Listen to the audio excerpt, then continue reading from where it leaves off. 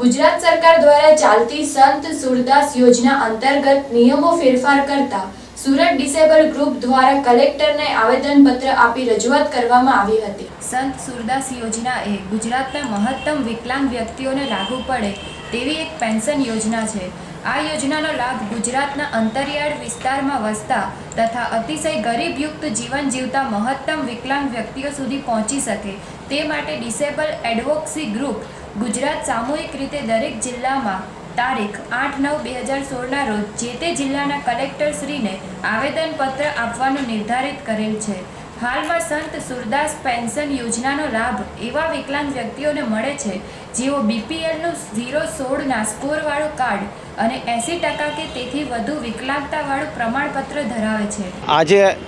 હું વિકલાંગ હિમાયત જૂથ ડિસેબિલિટી એડવોકેસી ગ્રુપ ગુજરાત રાજ્ય અને પૂરા સુરત જિલ્લા સમિતિ સુરત વતી હું આજે વિકલાંગોના સંત સુરદાસ યોજનાની જે યોજનાનો લાભ છે એની અંદર 3/4/2013થી જે વિકલાંગોને બીપીએલ અને 80% એવો જે લાભ એવો જે જીઆર પાસ કરી અને વિકલાંગોને જે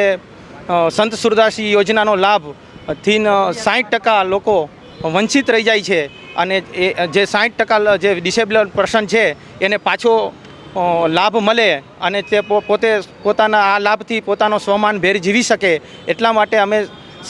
સમાજ સુરક્ષામાં અને કલેક્ટર સાહેબશ્રીને એક નમ્ર અરજ કરવા માટે આવ્યા છીએ કે તમે આ જે સંત સુરદાસની યોજનાના લાભમાં બીપીએલ અને 80% જે વિકલાંગતા છે એની અંદર કંઈક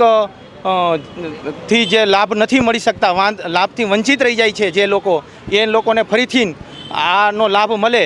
એટલા માટે અમે આ સુરક્ષા આવેદનપત્ર માટે આવ્યા છે। આ નિયમના કારણે મહત્તમ વિકલાંગ વ્યક્તિઓ કે જે હકીકતમાં જરૂરિયાતવાળા છે તેઓ આ યોજનાનો લાભ મેળવી શકતા નથી। સંત સુરદાસ પેન્શન યોજનાનો લાભ એવા બધા જ વ્યક્તિઓને મળે છે જેઓ 80% કે તેથી વધુ વિકલાંગતાનું પ્રમાણપત્ર ધરાવે છે અને બીપીએલનું કાર્ડ અથવા તો અંત્યોદય કાર્ડ અથવા તો મર્યાદિત આવક ધરાવે છે। તદુપરાંત અમે આ આવેદનપત્રમાં હાલમાં અપાતી સંત સુરદાસની રકમને વધારી વિકલાંગ વ્યક્તિ સન્માનપૂર્વક પોતાની જરૂરિયાતોની પૂર્તતા કરી શકે તેમ કરવા પણ સૂચવ્યું છે।